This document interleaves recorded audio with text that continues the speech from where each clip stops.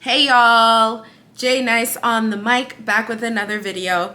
So a lot of people that I've spoken with recently have said that they watched my video on how to be a DEI consultant or how to be, I don't even remember the name of it actually.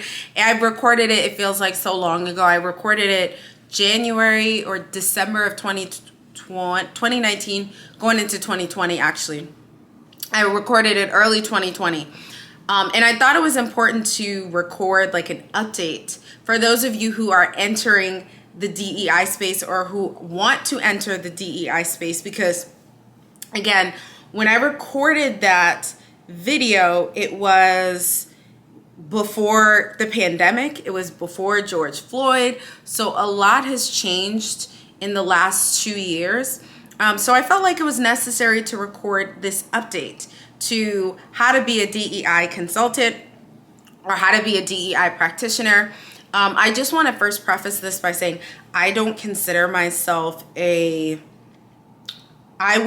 don't consider myself an expert. I don't think anybody's a DEI expert. I think people are experts in their own experiences. So I never like to call myself a DEI expert, but just to give, for those of you who maybe you stumbled on this video, you've never seen me, you've never heard of me, you don't know who I am, you have no context. I just want to give a little bit of background to provide that bit of context. So I am a DEI consultant. I've officially had my consultancy for the last three and a half years. I started a DEI consultancy in 2018. But I've been formally and informally talking about particularly race and racial equity. And I've been talking about that for the last 11 years. So since 2011, YouTube has helped me really refine these topics. Some of y'all may be OG subscribers, but I've been here on YouTube for 11 years now. So since 2011, this March will be my 11-year anniversary actually. So I've been having these conversations for a while, and I like to call myself a DEI consultant, but I really like to make sure that I focus on and emphasize that I'm a racial equity consultant. So I help organizations and workplaces and institutions figure out how to remove systemic barriers for racially marginalized employees, what strategies can be utilized to create safer environments and harm-free environments for racially marginalized employees. So that is a large part of what the work that I do focuses on. Again, I started my consultancy in 2018. Since I started, I've had a lot of great opportunities to work with companies, large companies, small companies, nonprofits, institutions.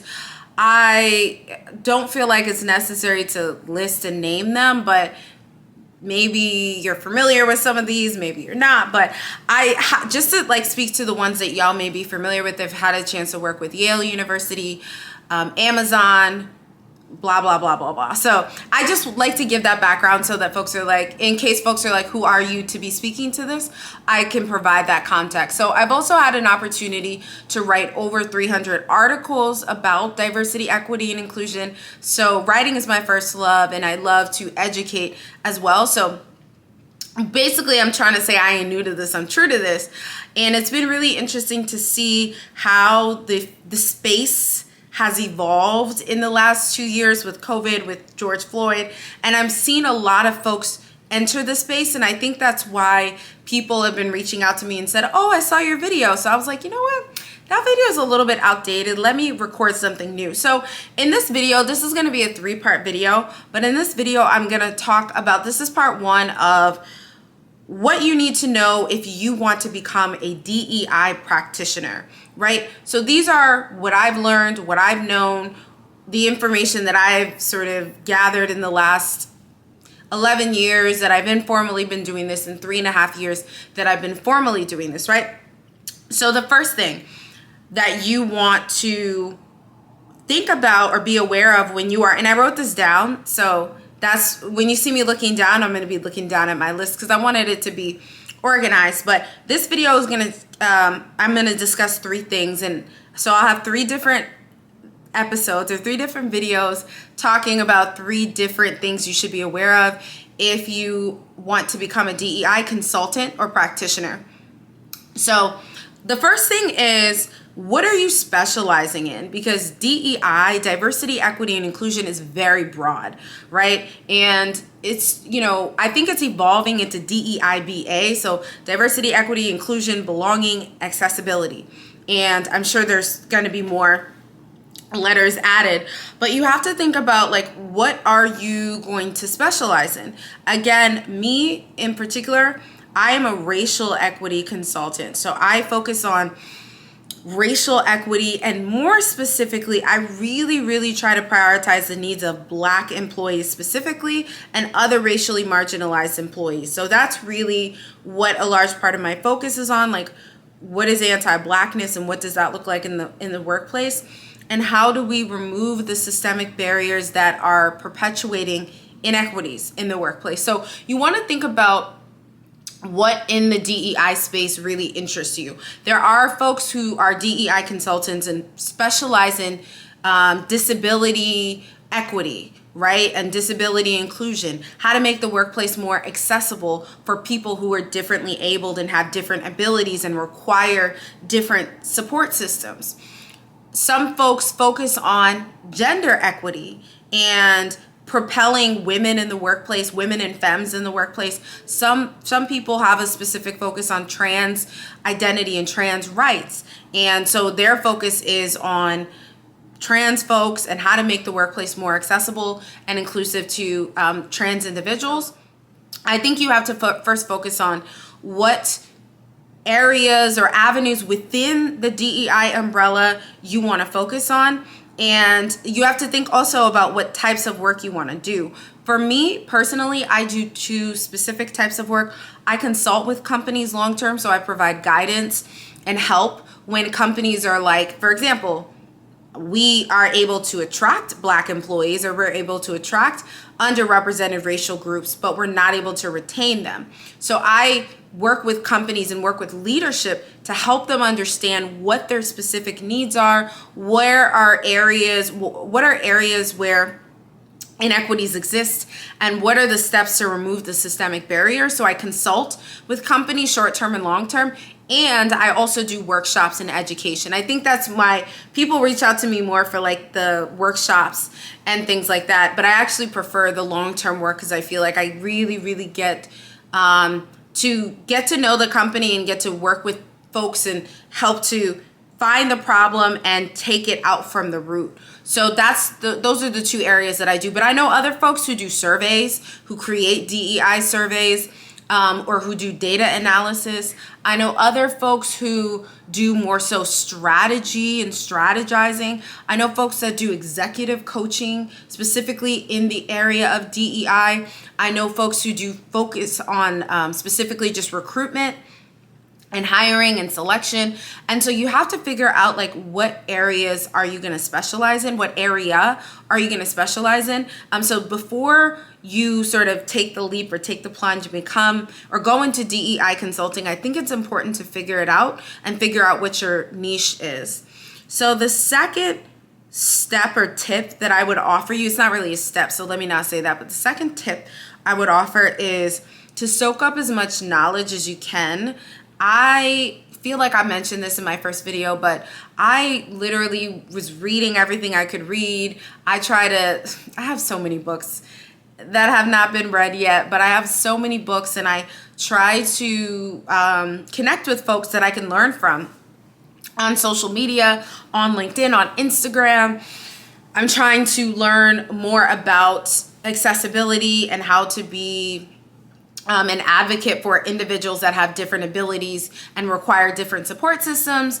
So, I think I could always learn more about how to be an advocate for the trans community and what that looks like. So you really want to make sure you're soaking up as much knowledge as humanly possible, because we're all capable of making errors and making mistakes. And if we're helping to lead and guide companies and leadership, we have to constantly be growing and learning and evolving ourselves. So it's important to check in and ask yourself, like, what am I actually doing to, like, soak up as much knowledge and information as possible? One thing I do, I may have mentioned this in the first video that I created a couple years back, is I have a subscription to mad news outlets. So I have Oh, so many. Like now that I'm thinking about it, I have Harvard Business Review, which helps me when I'm writing my articles because they're always coming out with fresh, innovative new research on DEI. I have a Washington Post subscription. I have a New York Times subscription. I have a Medium subscription because Medium,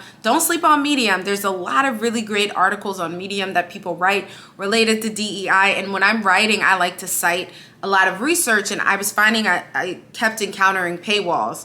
So I was like, I can't really like read anything because everything's behind a paywall. So usually there's like some good deals where you can get a year subscription for like $5 a month, or like $10 a month or something like that. I think for Harvard Business Review, I pay like $12 a month.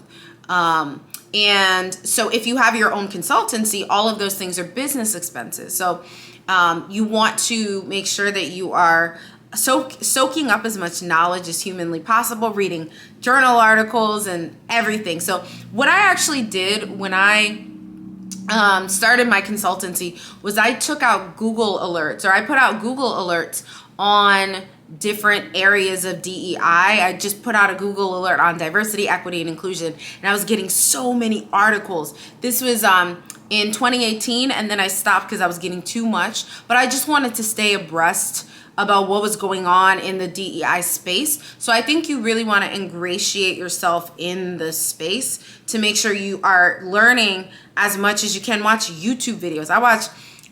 That's another subscription that I have. I have YouTube Premium, but that is definitely, if there's anything that is worth the subscription, I think YouTube Premium is, because I can listen to videos as a podcast. But that's neither here nor there. So number 2 step as far as becoming a DEI consultant was soaking up as much knowledge as you can about all things DEI. And then so the third and last thing that I'm going to talk about in this particular video as far as steps to becoming a DEI consultant, or tips rather, is attending online events and network with DEI folks. I know I mentioned this in my previous video, and it's still important and relevant now. All of the opportunities that I've gotten in the last like 5 years have been because I networked with folks and I was in community with so many amazing people. So many opportunities have come by just connecting with people, not just hitting the connection requests on LinkedIn, but like talking to people, commenting on their posts, engaging with them. So make sure you're like engaging with folks whose content you enjoy and whose content is insightful to you. You know, LinkedIn is my favorite platform. As far as all of the other platforms, LinkedIn is my jam. I'll do Instagram, and I'm not really a big Twitter. I really wish I was a Twitter person, but I'll do Instagram. But LinkedIn is really my platform of choice, my poison of choice, you could say. So I would say definitely connecting with folks in the DEI space. Go on to Eventbrite. This is another thing. Everything I'm talking about is things I did or I'm still doing. So go on to Eventbrite and see what free online events are available. There's so many, and there's so many people you could learn from. A couple months ago, not even a couple months ago, it's February. So this happened in January, right? Early January. It feels like so long ago. January, a friend of mine she hosted an event about internalized depression. I went to the event and I thought it was really interesting and really insightful. And she had a lot of people that attended the event, but just like making sure, again, this goes back to number 1, or number 2 rather, soaking up as much knowledge as possible, making sure you are really like networking with folks, attending events. And that's what's really important. Prior to COVID, I had this 30 diversity dinner series that I was doing, where in New York City, I would host these free events. And when I started doing it, actually Papa John's ended up sponsoring it. And it was such a cool way to like meet DEI practitioners. And I'm still connected with mad people because of that. I think I did it for a year. And then right when COVID hit, the last one I had was in February of 2020. And I started, so it was literally a year. I started February of 2019, but I probably got to do like 10 of them. I did so many. I connected with so many people, maybe because the COVID numbers are going down. C19, I mean, so they don't censor this video, but C19 numbers are going down. So maybe I will pick that back up again in the near future. But making sure you're attending events and connecting with people and meeting people. And that's how, again, you grow and you learn and evolve. You can't do this work in a silo. You can't do this work solo. Like, you have to be in community with folks, and that's how you understand what the needs of employees are. That's how you understand what strategies will propel your work forward, is by being in community with people. So that is so important. So again, just to recap, the 3 steps in this video that I discussed, or the 3 tips if you want to be a DEI consultant. The first was, think about what you're specializing in the DEI space, or what you could specialize in the DEI space, as far as like what specific area or avenue within DEI. The second would be, the second tip is soaking up as much knowledge as you can. And the third tip was making sure you're attending online events and networking with DEI folks. So I'm gonna record some follow-up videos, part 2 and part 3, because I don't want this video to be too long. But if you currently do DEI work, please leave any additional tips you have below in the comment section. I hope you all enjoyed this video. You found it to be informative and insightful. And be sure to like and subscribe the video if you enjoy this content. And I will see y'all in the next video.